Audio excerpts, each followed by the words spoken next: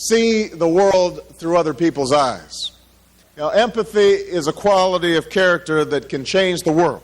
Hi, this is Edwin Rutsch, and this is Dialogues on How to Build a Culture of Empathy. And today I'm here with fellow interviewer, David Hazen. And David is a peace activist from Eugene, Oregon, and the author of Love Always Wins. And his website is lovealwayswins.us. And we're very pleased to have Charles Eisenstein here, who is a teacher, speaker, and writer focusing on the theme of civilization, consciousness, money, and human cultural evolution. And he's the author of Sacred Economics, Money, Gift, Society, and Society in the Age of Transition. And his website is sacred-economics.com. So, David, you want to take it away? Yeah. Charles, the question on the top of my mind is, where and how does the flow of money contribute to or increase the availability of empathy?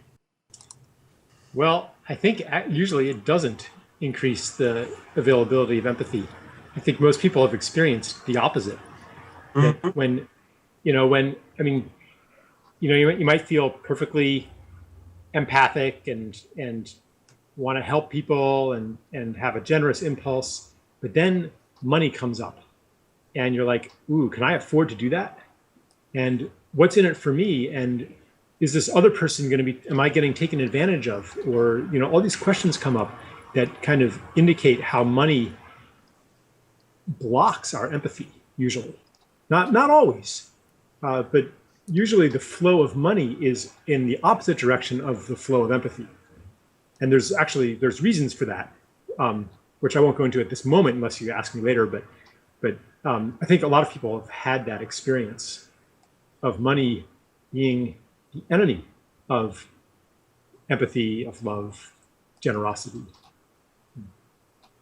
So would you advocate for the absence of currency and money? What, does it serve any function? Yeah, I think it does serve a function, and I don't advocate for abolishing money, although part of what I describe, part of the vision I describe, includes a reduced role for money. Mm-hmm. So the monetized realm shrinks, but it's still there. And again, I could go into the reasons for that. It has to do with coordinating the labor of millions or billions of people over vast social spaces. And another thing I also write about is how to change the nature of money so that it's no longer the enemy of the beautiful things that we want to do.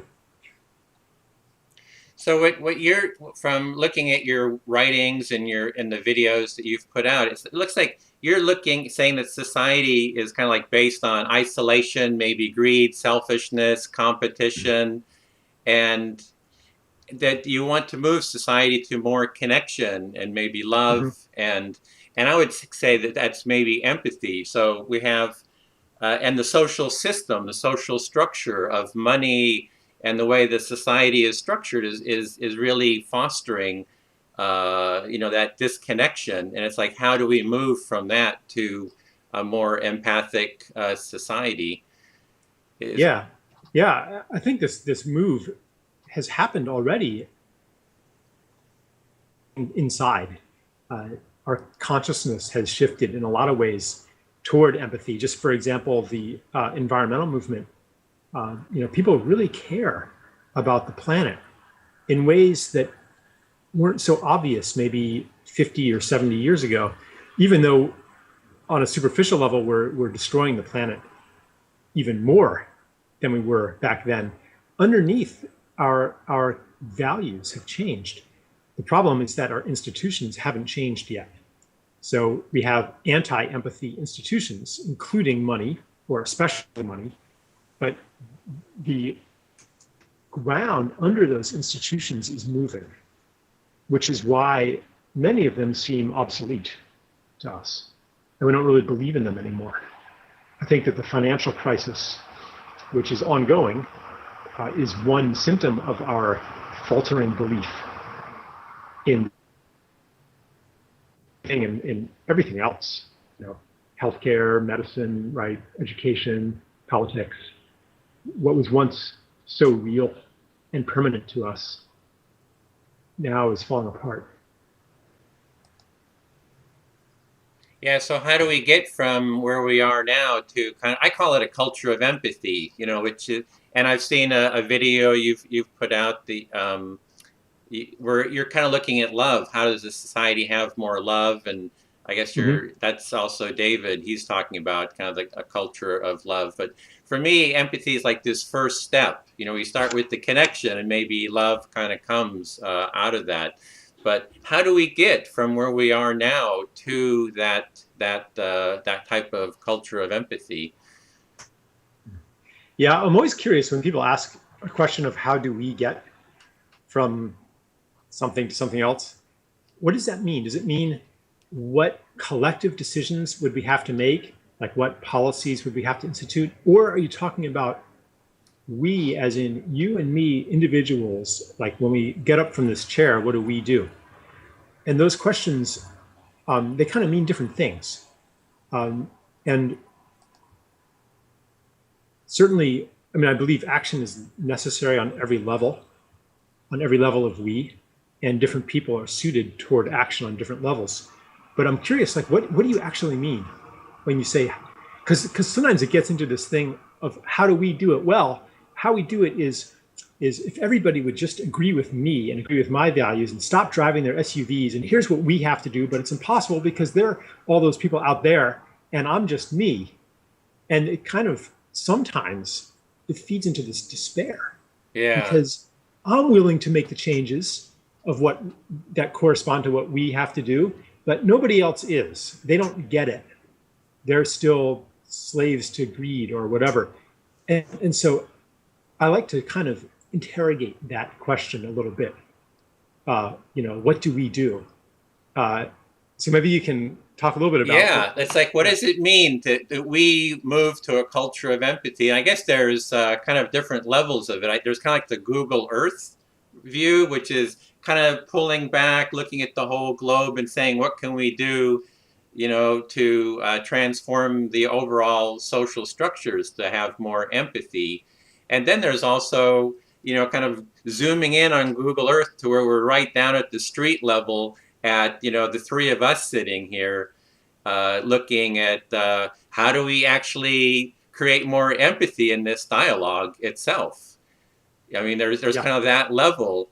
And so there's a lot of different levels of it. So I think it's really great, you know, about what are we talking about in these questions? Even the questions are kind of framed in empathic or unempathic ways.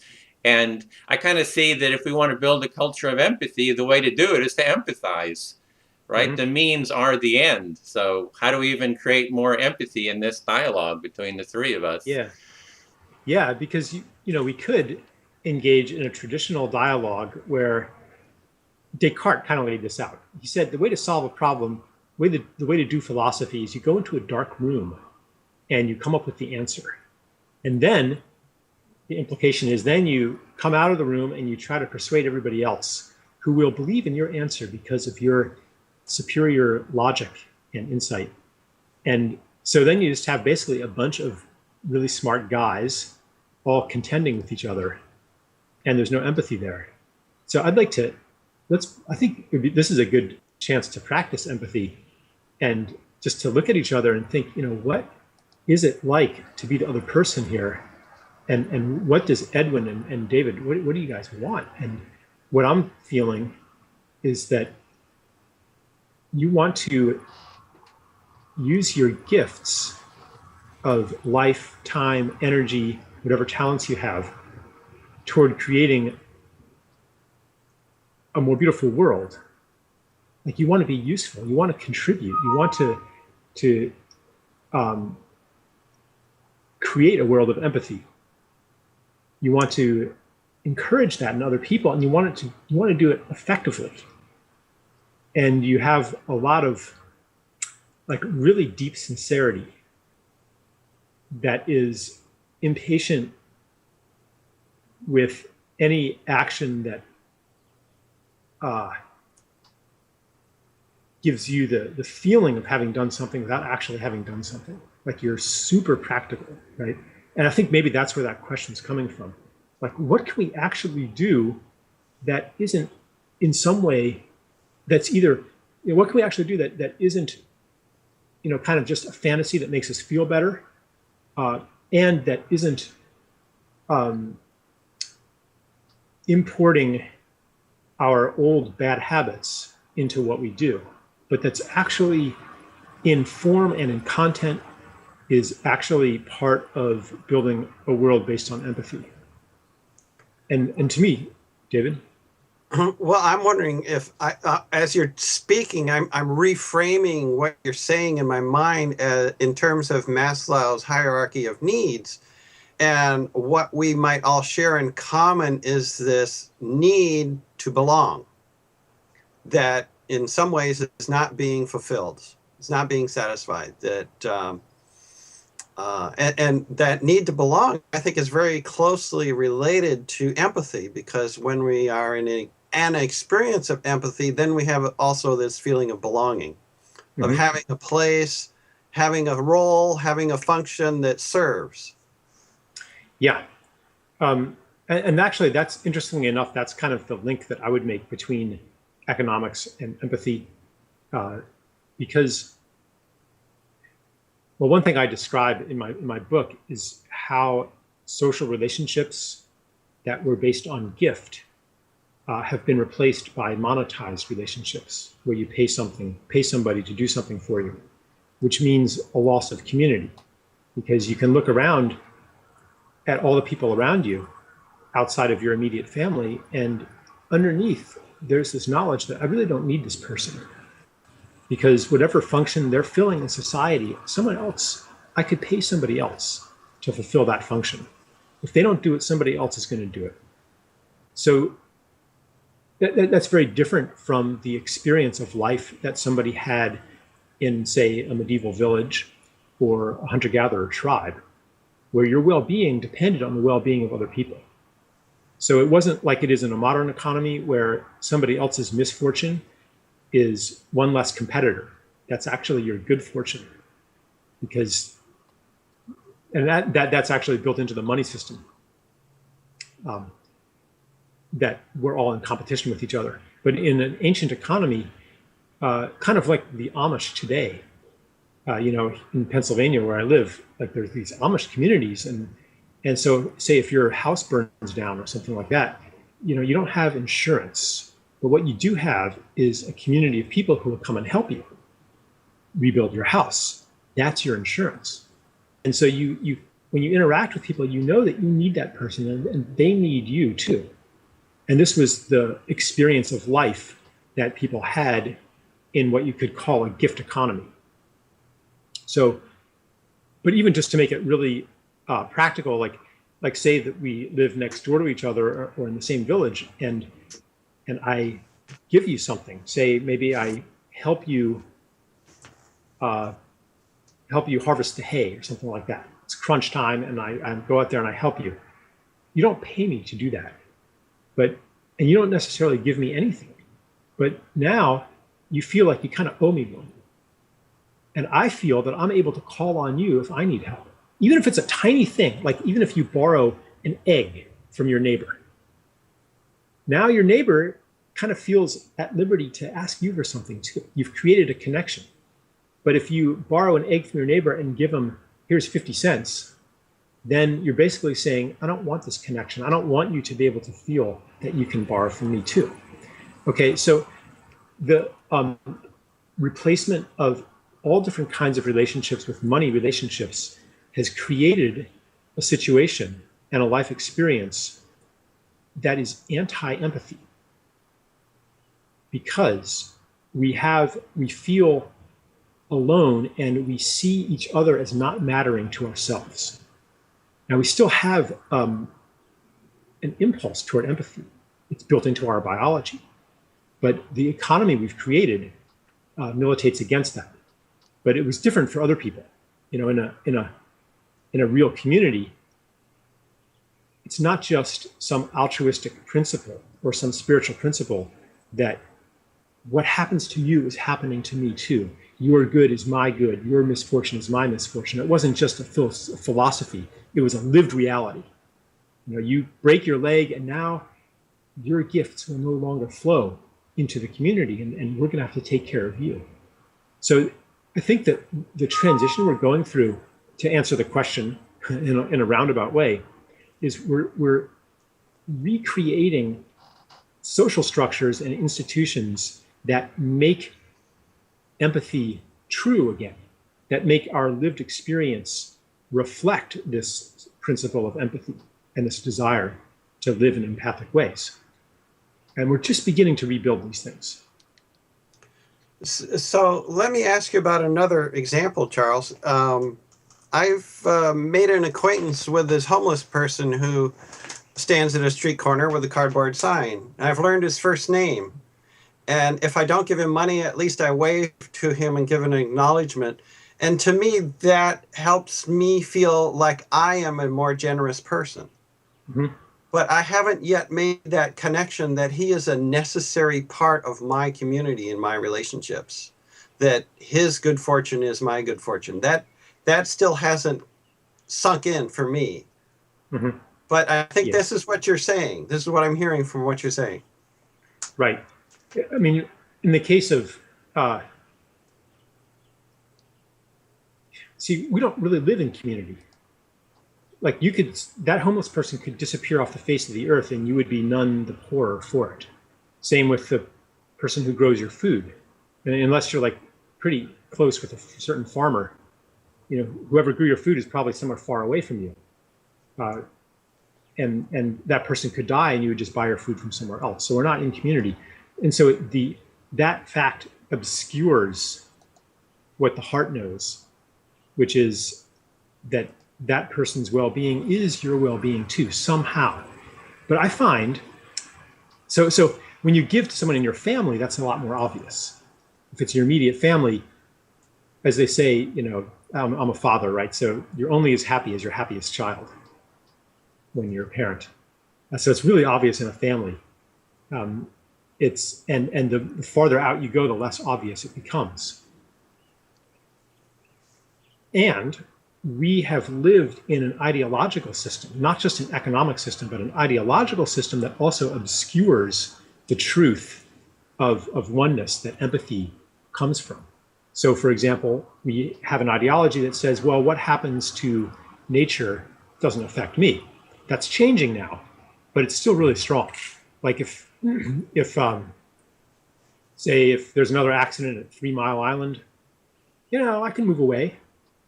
Right? And if the whole state of Pennsylvania is poisoned, well, I'll just go live somewhere else. And if the mining companies are invading the rainforest and the Amazon and killing indigenous tribes, well, is that really going to affect my life? And there's the oil spill in the Gulf of Mexico a couple of years ago. Like, well, I don't have to eat shrimp from there.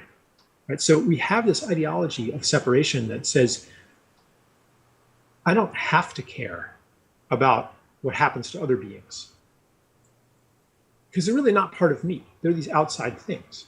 But I'm a nice guy, and really empathic, so I'm going to care anyway.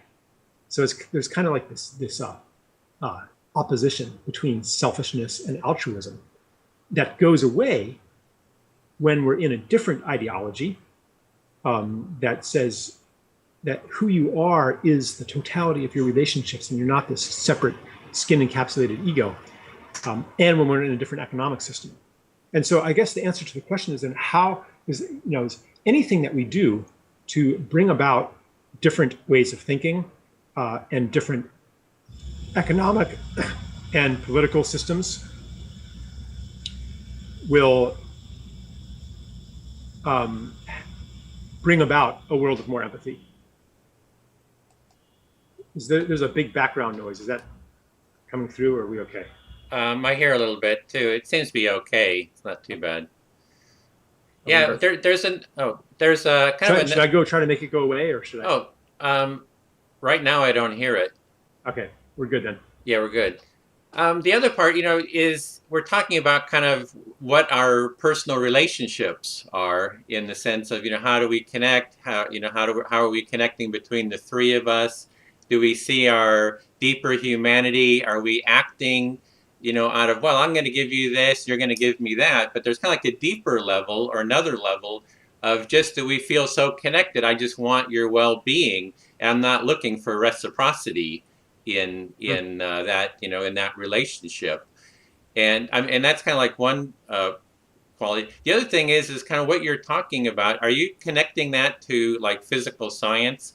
Like with empathy, there's this new science about mirror neurons, about how we are actually physically relating to each other. As I'm watching you and we're watching each other, we're through mirror neurons, we're mirroring each other, and you're seeing my hands waving around, and I'm seeing your acknowledgments, periodically, and that kind of ties into just our physical being. As physical beings, we have certain capabilities, and if we were on the savannah and a tiger was charging at us, it's like, our fear maybe goes up, our empathy is shut down.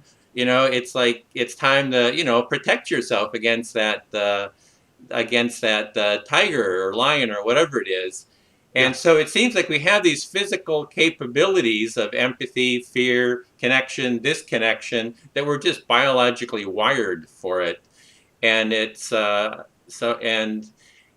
kind of tying in the philosophy with the actual physical science. I don't know if you're kind of doing that kind of. Absolutely. I mean, I'm not a researcher in that field, but I do, read some stuff about that.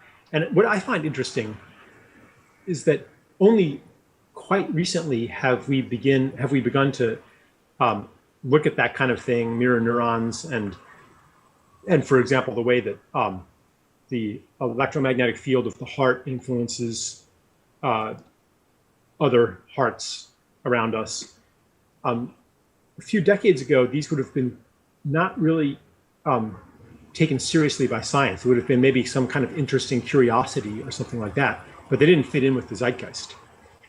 Today, we're discovering on all levels, in many, many branches of science, the intellectual substrate for a world based on empathy. We used to have science that said, what you are is this flesh robot programmed by your genes to maximize reproductive self-interest. Sorry, that's what you are. And physics said what you are is, again, kind of this flesh machine operating according to deterministic forces in an objective universe outside of you. Sorry, that's what you are. And that was like the basic mythos of our society. And that's changing now. So you mentioned all the stuff about mirror neurons. On the genetic level now, they're discovering just how much genetic material gets shared across species boundaries, that we're not like these separate nuclear selves in competition with each other at all. In ecology, of course, it's becoming obvious that the well-being of any species is important for the well-being of all species. And in physics even, this self-other distinction is breaking down too, and has been for almost 100 years. And so, yeah, I mean, I think that it's all connected to the transition in our economic systems and in our political systems and in all of these systems that we're facing today. Mm-hmm. Yeah. So I'm kind of hearing that in answer to Edwin's question of how do we shift to a culture of empathy, the answer is very multifaceted. Mm-hmm. And it involves not only what we say we are, which is what we were just talking about, framing who we are, but it's in our actions about what we do, mm-hmm. In our relationships, and it's in how we think about how we think, about how, step back from our thinking and take a look at it and examine it critically. That it's all of that. Yeah, I think so. And I think that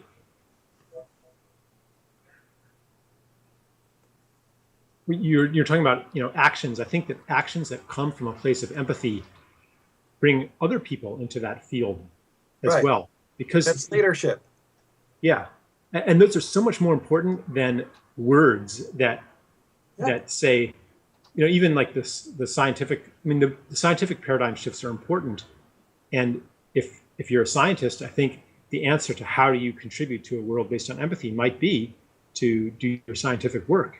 For most people, though, I think that the answer, and probably for everybody, to some extent, the answer is you live from that place yourself. Because I don't know about you, but I've had a few experiences in my life when somebody's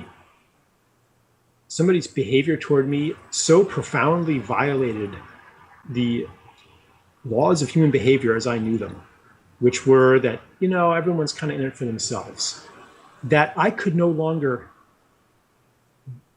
be that way myself anymore. Like acts of great generosity, for example, can do that, or forgiveness. That it's just like this, it does not compute. I had a good example of that. I was talking to this guy he was a trust fund child, born into great wealth, and when he was going to some private school, private academy, in high school, it was, I don't know, Choate or Exeter or one of these things, and the school had something like 4 scholarships. So there were like 4 poor kids in the school too. And one of them was his friend, and he went home with his friend one time and found that he was living in squalor. There were all these kids, and the house was really run down, and the dad was really mean, like yelling at the kids, and just like, it was a terrible situation. And he discovered that the father was under like really intense debt pressure, about to lose his house, and it was just a terrible situation. So this guy decided that he would anonymously pay off all of the father's debts. So you can imagine he goes to the bank or something to make his payment, and they say, "Oh, your account has been paid in full." Well, so that's what happened. And he said that man changed into a new person completely, became a very loving, attentive father, became very generous himself, just completely transformed. And it wasn't because he wasn't under financial pressure anymore. It was because something happened in his life that violated the laws of the universe as he knew them. So I think that, and that's like kind of a dramatic example, but even like stuff like when I stay in a hotel room, sometimes I'll leave like an inappropriately large tip with a message. And I just kind of like intuitively write what I think it should be, but sometimes it might be something like, there is love in the world, or something like that. And when people receive that, and we all have these special moments to do it, and you can kind of feel when that moment is there. And it could be have nothing to do with money. It could be just forgiving somebody for something that they never thought that they could be forgiven of. Or it could be seeing the nobility in somebody when they can't see it themselves, and speaking that into existence in a public way. Something like that, it invites other people into empathy also. And I think that ultimately that is what is going to change our world. Because the more that we shift into empathy, the less foundation will there be for these institutions that are always kind of pulling us out of empathy. And that's not to say that that work on an institutional level is not important. Also, I think it is. I think that we naturally are moved to work on different levels. So for some people, empathy might be, to reform the prison system. And that might be the most important thing, and that's where their gifts are called toward. Well, I've been thinking of starting a church of empathy, so that every Sunday you go for 3 or 4 hours and you just do kind of empathic building kind of processes, because there's something about, having that space to be with people who value empathy and how to kind of nurture it in ourselves. And do things to kind of take that empathy bath, or the maximum empathy, and so in terms of, and there's that personal part too, and I also look at within the three of us, or doing the dialogues, doing these dialogues on how to build a culture of empathy. How can I bring more empathy to the dialogues themselves? Because a lot of interviews is, oh, you're the expert out there. Somehow you're standing above, and we're just there to kind of listen and kind of take in this wisdom. And there's different levels of quality in how we kind of relate to each other, and how can we kind of model it. So I just constantly kind of look for ways of how to kind of deepen that. And especially with relationships, intimate relationships, it's sometimes really hard, hardest. Mm-hmm. Yeah. Am I supposed to comment on that? Yeah, I don't know. It's just, I'm just kind of sharing where I am. You could reflect on what you're hearing me say, I guess. Yeah.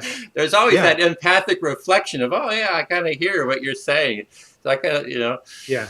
Yeah, I think that it's always a little bit, for me, it's always a little bit edgy. There's kind of a comfort zone where I could kind of retreat into an intellectual exposition of my ideas, because I've thought about this a lot. And that's not really empathic, right? I'm kind of coming back into my own space. And it feels always a little bit, maybe almost a little bit scary to take that step into the unknown, which is, I don't know, I think maybe that fear is actually a good sign, because one thing that we're naturally afraid of is to transcend the boundaries of our worlds and of ourselves. So here I am with two people who I've never met before, and so I'm just noticing that I am feeling a little scared, and also just kind of feeling out like what's appropriate, and what's the agreement that wants to emerge, what's the being that wants to emerge that consists of all three of us.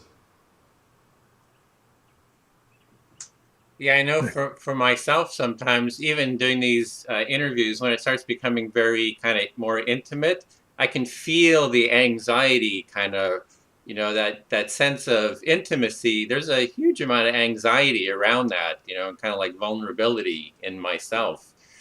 And so that's kind of like the edge for me too. It's like, how do I kind of trust that? Or sometimes for me, it's like kind of a weight, kind of like this fear.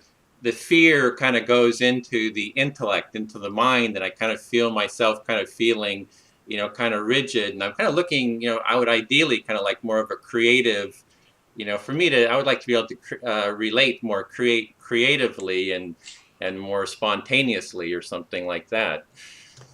What works for me, Edwin, is to interview people about their personal story, about the crises in their life, which changed their way of being and thinking and doing. And I know, Charles, you told us in your workshop here in Eugene that crisis in your life, that you were confronted by a certain situation. I forget what it was, but I know for me personally, I've been through crises that have really changed how I think, because I had to give up the old ways of thinking because they just were not working anymore. I mean, they were really life-threatening ways of thinking. Yeah, I think that's ultimately, on a personal level and on the species level, that's the way it happens. This world of separation of Fortress Charles maximizing his rational self-interest, or humanity separate from nature, seeking to dominate and control nature, like that generates crisis. It has its own collapse built into its premises, and I've certainly gone through things like that, and I think that humanity collectively is going through that too. Oh, I just feel like there's one thing I wanted to say for when Edwin was speaking.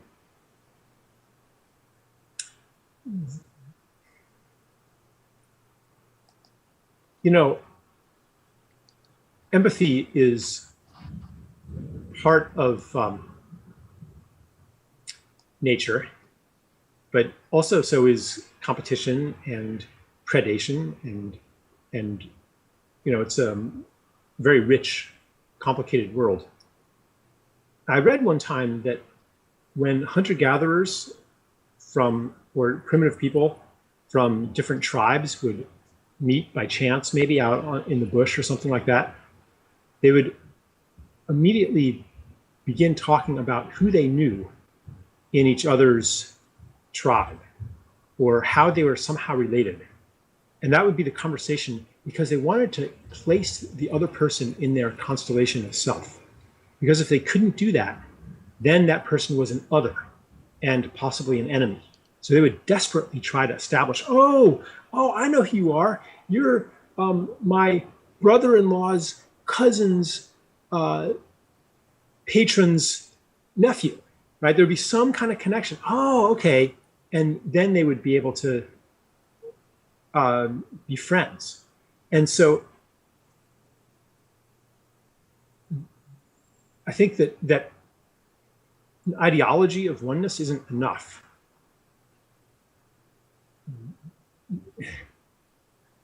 I think that empathy isn't something that we are supposed to strive for, really, because it's more of something that we uncover, like those two hunter-gatherers,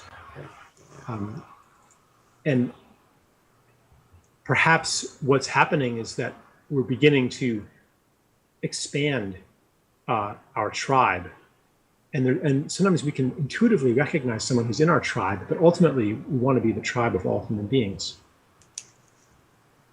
Well, my mother still does that approach. She's very much into that. It's like she's always, when she meets people, she's always looking for the connection. So that process is still very well alive in the world. Sure. What city? You guys are in Eugene, right? I'm in the Bay Area, but my mother comes from kind of more Central Europe or Poland, Eastern, and was German there. And there's a whole tradition in that area that you do that you try to find the connections, and somehow that gives you a sense of security that you have a connection with that person, and and there's a bond there, and that if you do something wrong to me, you know, I know somebody that knows somebody that knows somebody that's gonna, you know, maybe say something, you know, about it. Or yeah, and that's kind of the extended self that existed in gift economies, and that you can. Some people say that the like social media are causing that to reemerge. You know, what you do now comes back to you. You can't hide it the way you could in a completely anonymous society. Like you couldn't in a small town, but then when society got totally suburbanized and anonymized, then there was no feedback. And now one might argue that that's changing, that whatever you put out comes back to you, just as we're learning that whatever, like ecologically, whatever we put out comes back to us in some way. We've been putting out a lot of garbage for decades, and now it's becoming inescapable. Like there's nowhere you can go anymore that you might not encounter some after effect of our ruin of the earth.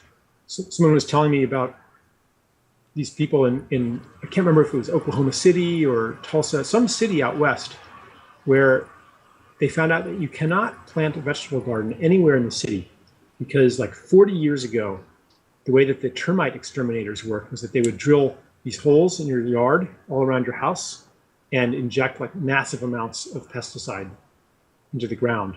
So all the soil is contaminated, but you wouldn't know it. You wouldn't know it. A friend of mine planted a garden here, like in near Philadelphia. She wanted to plant a garden. She got the soil tested for lead, just in case. and it was 3,900 parts per million, which is almost 0.5% lead, like totally toxic. Like there's nowhere, like how do you know? There's nowhere you can go. We don't know where the radioactive waste is buried. We don't know where the industrial waste was buried. We just don't know.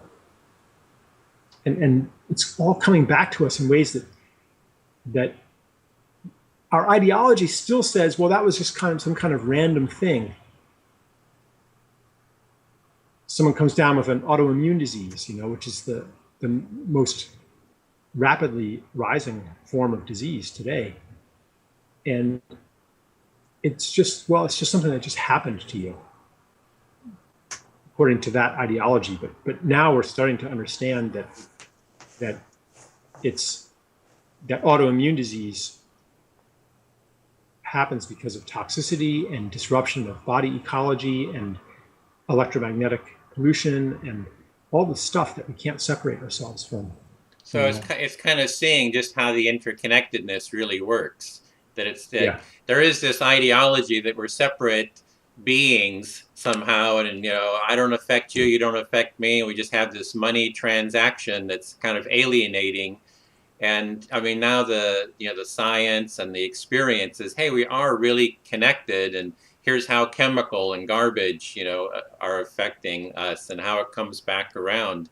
So just to see that we are connected, whether we like it or not, that it's, and the other part was, it seemed to be that you're saying that people see the connectedness, but somehow the social structures, the political structures, the economic structures haven't aren't mirroring that sense of connection that people see. And somehow it's like, how do we kind of transform, the social structures? And one example of that is a classroom, right? There's a classroom, there's a teacher in front, and the social structure is everybody looks forward and listens to what the teacher says. So that's an ingrained social pattern structure that's kind of like fixed. And you can change that structure. You can say, well, that structure doesn't work that well because of this and that. And maybe a circle or small groups work, maximize empathy. So I guess one thing I'm looking at is, how do we have the vision of empathy as a value, and then start looking at how do these social structures, what can we do to transform from that rigid, teacher, teaching to, a system, a group class that its goal is to maximize empathic connection between the different students.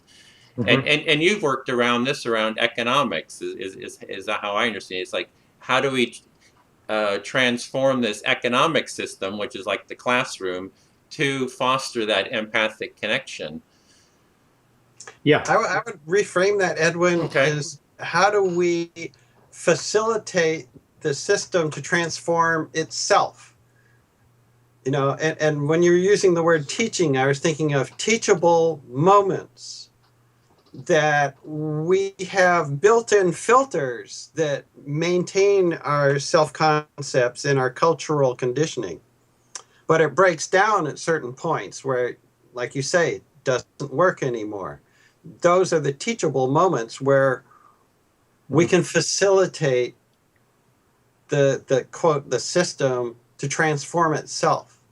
Oh, maybe you could talk about your experience real quick, about what your transformation was. Because it sounds like that's what you're talking about. There's these moments where things break down in our lives, and that becomes a teachable moment that, hey, here's the alternative. Would you like to share that, perhaps? Let me cover a couple of the things you guys were just saying.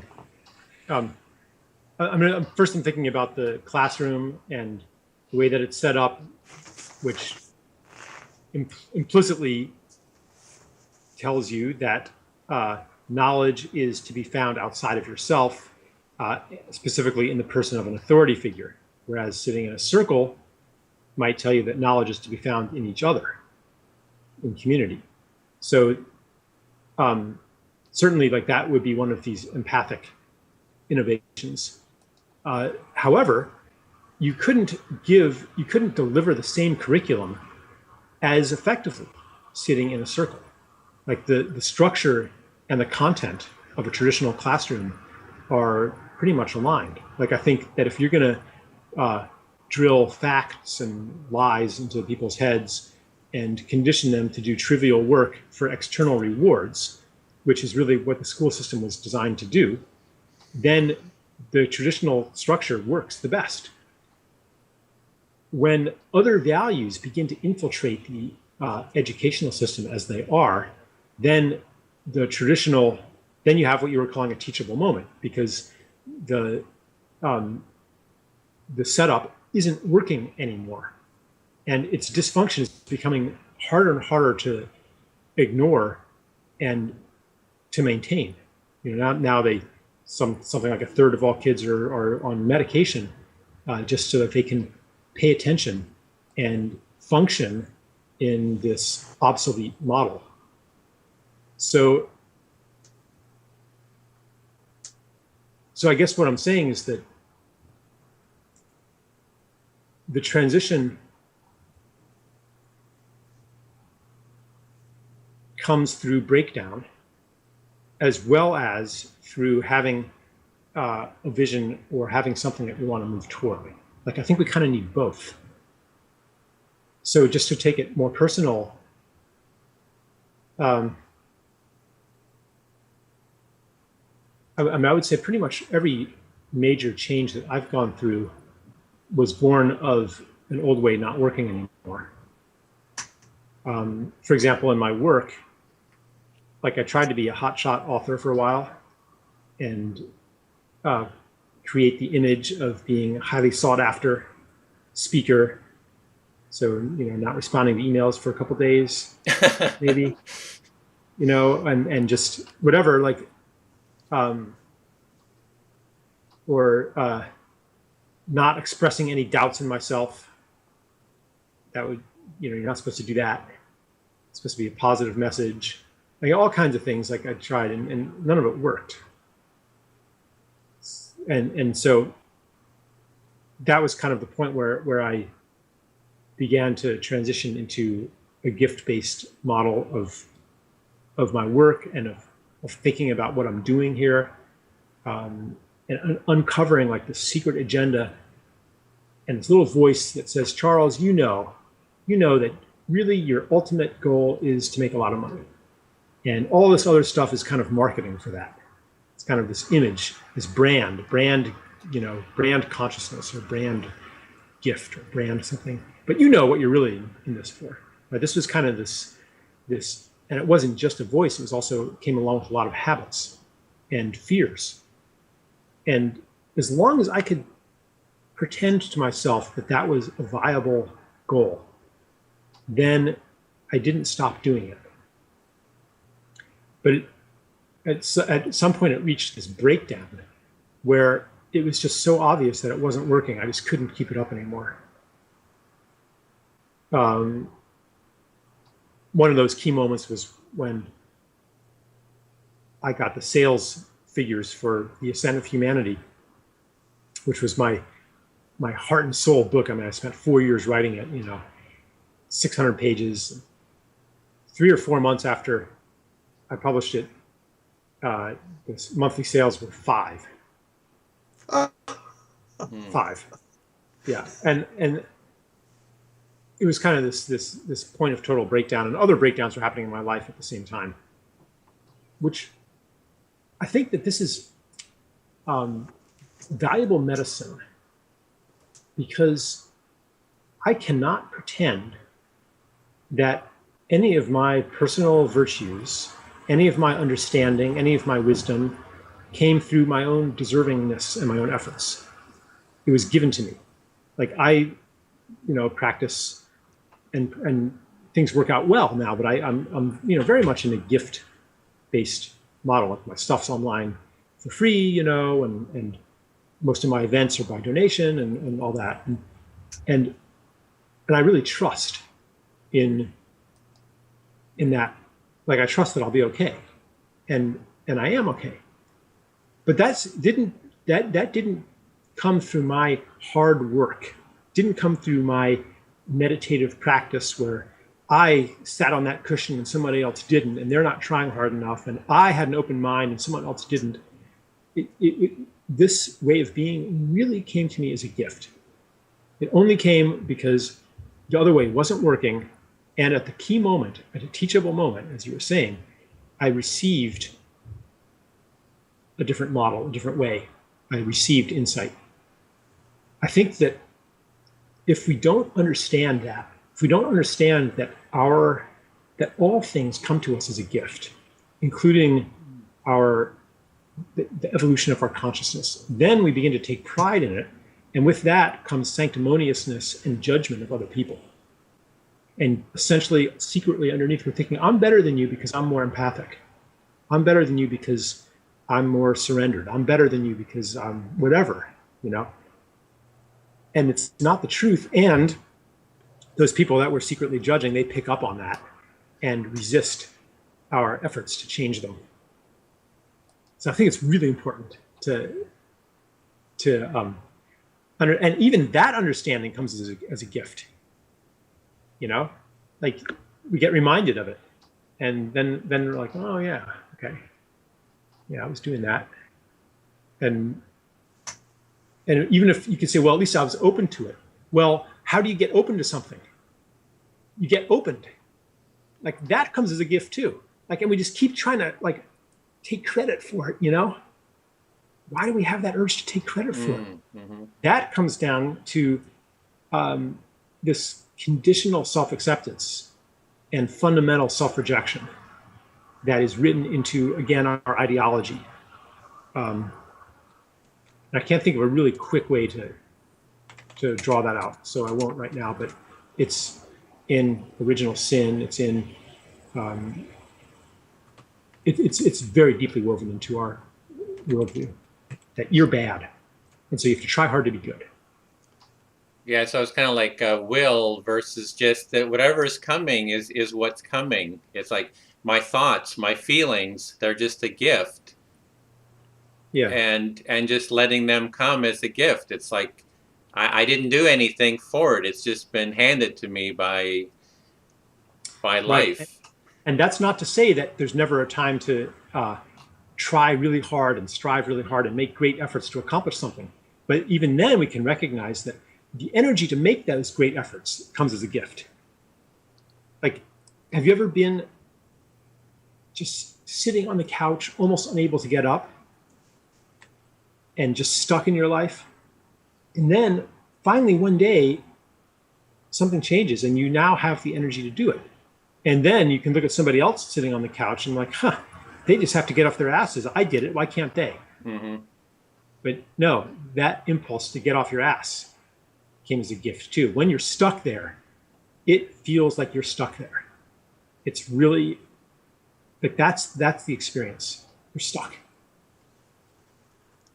You know, I want to add that that's where we realize our interdependence with other people and outside influences.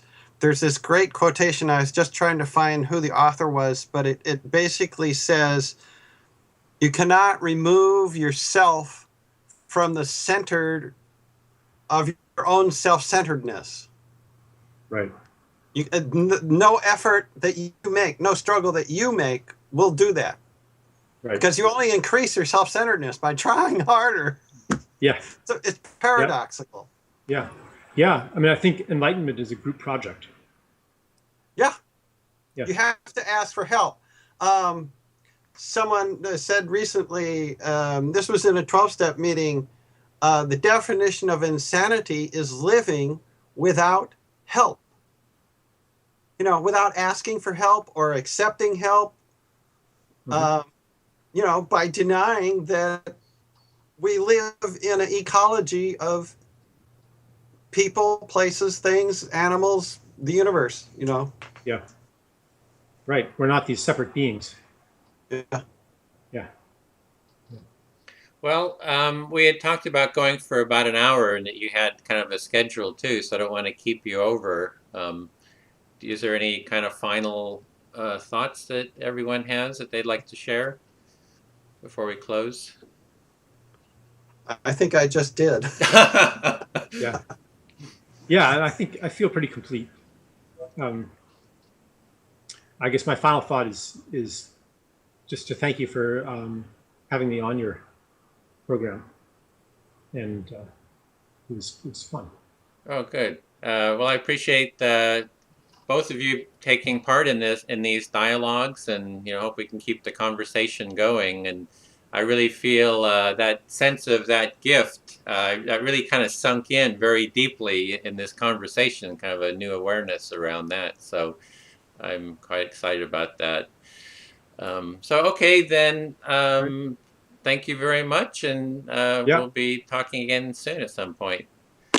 Yeah. I feel very grateful to you, Edwin, for all you do, and to you, Charles, for all that you do and who you are. Thank you. Thanks. All right. Okay. Bye, everybody. Goodbye. Thank you.